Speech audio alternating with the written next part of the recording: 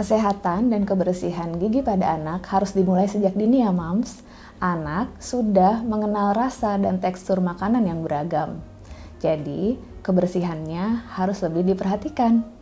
Bersama saya, Dr. Gigi Niken Febriari Maulia, kita bahas di cerita Mom Angel.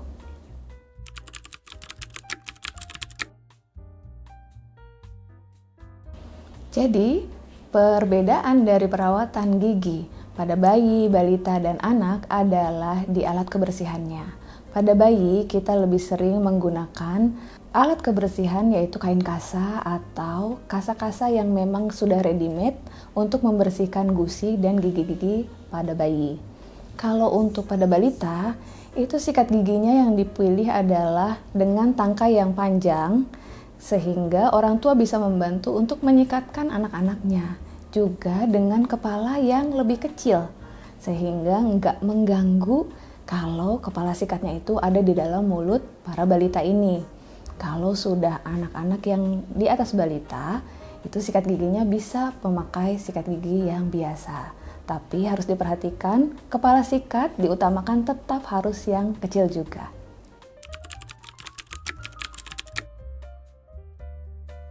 Untuk pasta gigi, untuk balita sebaiknya dipilih yang non-fluoride. Karena pada balita biasanya suka menelan pasta gigi tersebut. Jadi kalau untuk di atas balita boleh memakai pasta gigi yang berfluoride untuk menjaga kekuatan dari gigi mereka.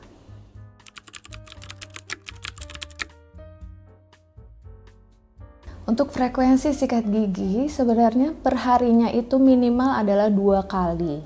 Pertama pada sesudah sarapan, yang kedua malam hari sebelum tidur. Tapi kalau misalnya masih mau disikat lagi pas waktu mandi sore, boleh juga.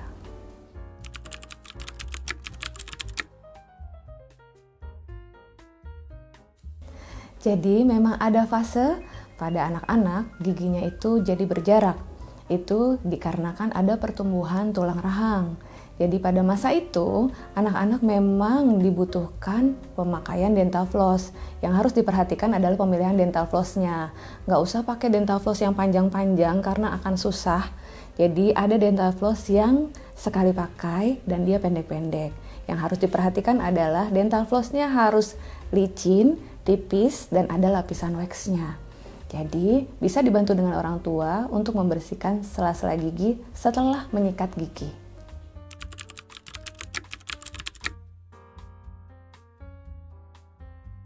Kalau hubungan antara mengunyah dengan gigi kecil atau besar itu enggak ya. Jadi, gigi itu dia mau besar atau kecil itu karena genetik. Jadi misalnya ibunya bergigi kecil tapi ayahnya berahang besar, bisa jadi anaknya berahang besar dan bergigi kecil atau sebaliknya. Dia berahang kecil atau dia kebagian giginya yang besar-besar sehingga giginya berjejal. Jadi untuk gigi yang kecil atau besar bukan faktor dari makanan.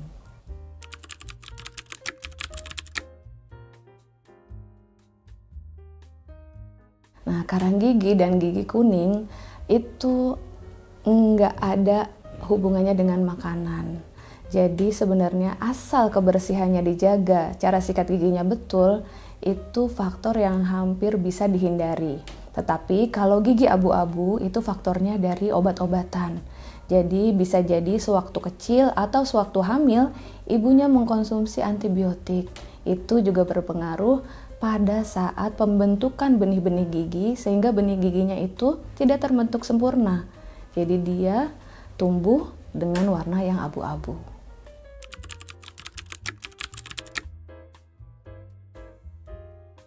Jadi sebenarnya imunitas itu didapat dari nutrisi.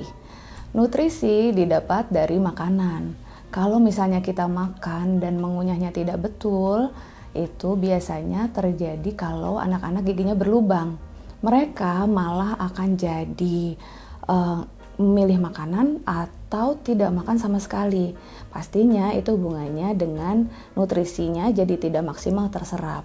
Nah, kalau misalnya ada sisa makanan di dalam gigi yang berlubang, enggak dibersihkan, itu memang bisa menyebabkan yang paling awal adalah radang tenggorokan yang berhubungan langsung dengan rongga mulut.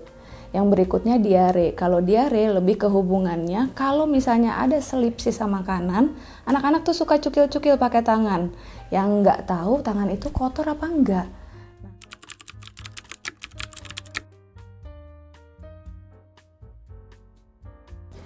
Jadi, pada anak yang sedang sakit, biasanya lebih banyak tidurnya. Dia akan bangun pada saat hanya makan, minum, atau ke kamar mandi.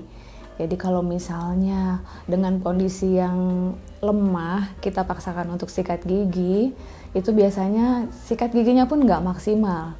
Ini kalau misalnya memang dianjurkan lebih sering, tentu tidak. Tapi dianjurkan tetap menjaga kebersihan mulut dari si anak tersebut. Jadi tugasnya moms untuk lebih memperhatikan kebersihan gigi dan mulut anak. Ini bisa dilakukan dengan cara menyikatkan dengan kain kasa yang dilibatkan di jari, dicelupkan di air panas, terus dibersihin gigi dan mulut anak. Jangan lupa bagian lidahnya. Biasanya bagian lidah itu juga ada coating kotoran yang terdapat di situ. Sikat gigi itu usianya untuk pemakaian per 3 bulan. Tapi kalau misalnya belum 3 bulan sikat giginya sudah mekar, itu diganti aja. Terus yang berikutnya, setiap habis sakit flu atau batuk, itu juga diganti sikat giginya. Disarankan untuk penyimpanan sikat gigi tidak dijadikan satu dengan di dalam kamar mandi yang ada klosetnya ya mams.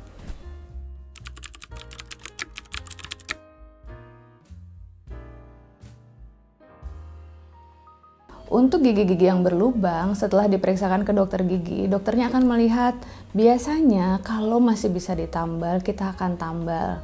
Nah, biasa ada juga kasus-kasus yang giginya sudah rusak duluan baru datang ke dokter gigi. Jadi kalau misalnya sudah parah, ya kita pantau kebersihannya. Karena gunanya gigi susu itu adalah menjaga tempat untuk gigi tetapnya tumbuh. Kalau misalnya sampai gigi susunya hilang, nanti tempat untuk gigi tetapnya tumbuh itu jadi berkurang. Gigi sebelah-sebelahnya, kalau ada jarak kosong di tengah, dia akan bergeser. Nah, kalau misalnya sampai hilang nih tengah-tengahnya dan giginya bergeser sebelah-sebelahnya, gigi tetap yang akan keluar akan tetap mencari jalan. Dia akan berputar, keluar dari lengkung gigi atau masuk, jadi tumbuhnya enggak di tempat yang betulnya.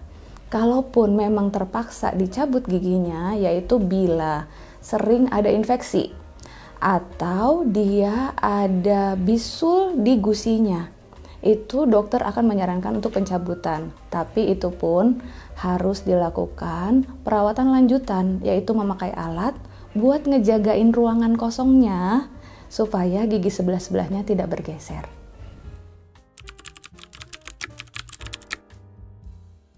Jadi, tips untuk menjaga kesehatan gigi anak adalah pertama, mengganti sikat gigi secara berkala sesuai dengan persyaratan yang tadi ya mams.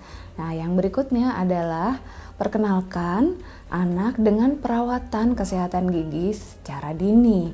Jangan sampai anaknya besar baru diperkenalkan. Lalu periksakan gigi anak secara berkala, jangan sampai menunggu sakit dulu. Nanti kalau dia sakit baru ketemu dokter gigi, ia akan takut sama dokter gigi. Nah mams, semoga obrolan kita bermanfaat ya. 2025 banyak sekali liburnya mams. Jadi jangan sampai terlena dengan makanan-makanan manis atau saat playdates dengan teman-teman. Tetap jaga kesehatan gigi anak dan kunjungi dokter gigi secara berkala. Thanks moms.